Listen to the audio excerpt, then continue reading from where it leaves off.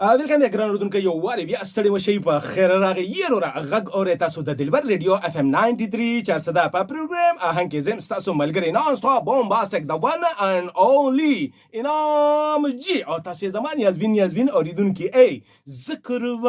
ذکروان هغه وای چې جذبه د محبت په ځکه ډیره کبیا ګوره جذبه د محبت په ځکه ډیره کبیا ګوره او ته دغه د نفرت خبره هیره کبیا ګوره او ته وایا چې خوخ مې قسم دې چې خپلوم دی تو وایا چې خوخ مې قسم دی چې خپلوم دی ته اسه دا خبره شرنګ کې تیر کبیا ګوره او د مینې محبت چلونه مونږ خلکو ته خایو د مینې محبت چلونه مونږ خلکو ته خایو ته اسه د لاسونه را چاپې کبیا ګوره او جذبه د محبت په ځکه ډیره کا بیا ګوره او ته دغه د نفرت خبره هیره کا بیا ګوره نو بالکل جناب که تاسو راځي کال کوي کنه په 091 65 15 093 باندې تاسو کال کولی شئ ٹھیک ده قربان او بالکل انعام جی هم دغه شانتي ده سبق قربان راځو په پروګرام کې به تاسو سره خبرې اترې کوم کنه خبرې اترې بس وي قربان داسې ده چې کله داسې هغه یو ډېره ښایسته ښکلې خبره درته کوم کنه اکثر مونږ دا وچی چې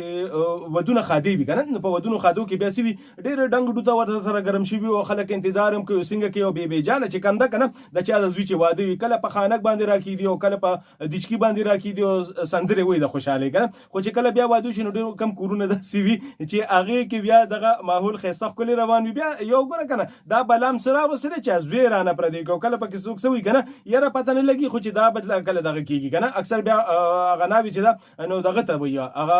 سړی ته وي ما به بیل کور کې اوسې کنه دغه مسلې چې دینو دا پکې راځي دغه شانتي یو ځل یو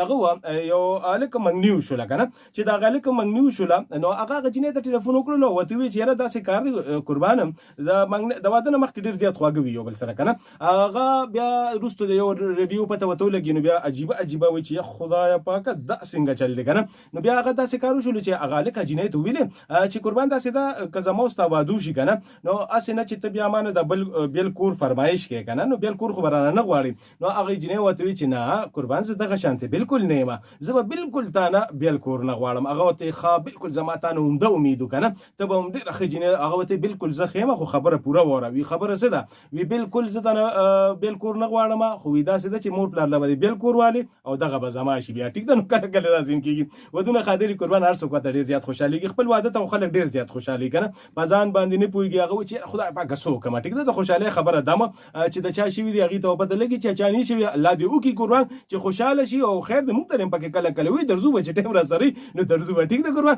ودونه دې او هغه کې د ودونه د خوشحالو د پر هر چا خپل وي کنه کوم فیمیل چې دي جنکیان کې مخويندې چې دي هغه ودونه ته خوشحالي کې د کزن وغیرہ وادي ضرور وادي وي یا خور وادي وي خپلوانو کې ودونه نو هغه خوشحالي کې ټیک ده قربان او دغه شانتي کوم الکان چې دي نو هغه هم خوشحالي کې خدا هر چا خپل یو سوچ دی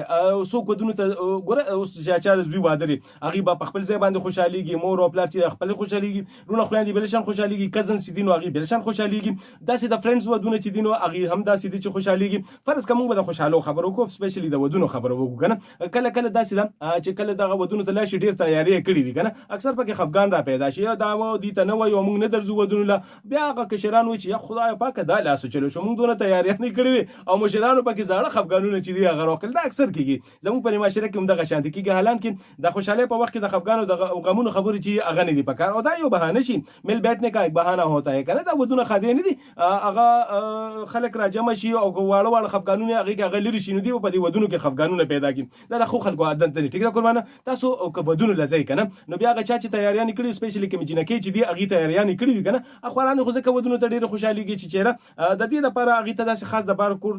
مقام نه ملاويږي او په دغه کې هغه یو بل سره فل فرند سره کزن وغیرہ سره کینه ملو شي او خوشحالیان یو کې ټیک ده جناب الکان چې هغه ته خو مقام ملاويږي بهر ګرځي او دغه فرند وغیرہ سره ملاويږي هم نو دا چې ودونو ته تاسو خوشحاليږي یا دی ودونو ته تاسو ولې خوشحاليږي وجه سوي که یو واده تاسو ځای کاغذ تاسو د کزن وي د چا واده وي تاسو هغه ته خوشحاليږي خامخا ودونو ته خوشحاليږي خو تاسو ورته ولې خوشحاليږي لکه واده ته مختلف چیزونه دي کنه هغه ته خلک خوشحاليږي تاسو پکې ولې خوشحاليږي خپل انټرېستینګ چې دي کنه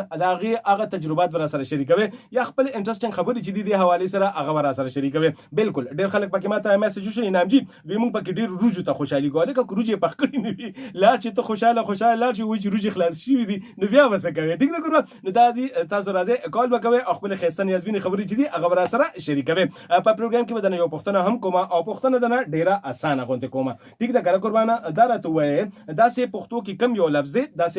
کم یو لفظ دی چې هغه د 5 انچ نه وګد دی د 5 انچ نه وګد دی پښتو کې دا سه کم یو لفظ دی چې هغه د 5 انچ نه وګد دی ټیک دا قربان بالکل جناب دې سره زمونږ دا ویډیوز چې دا پروګرام چې دی نو دا په ویډیو شکل کې هم تاسو کتلی شئ زمونږ صابر خان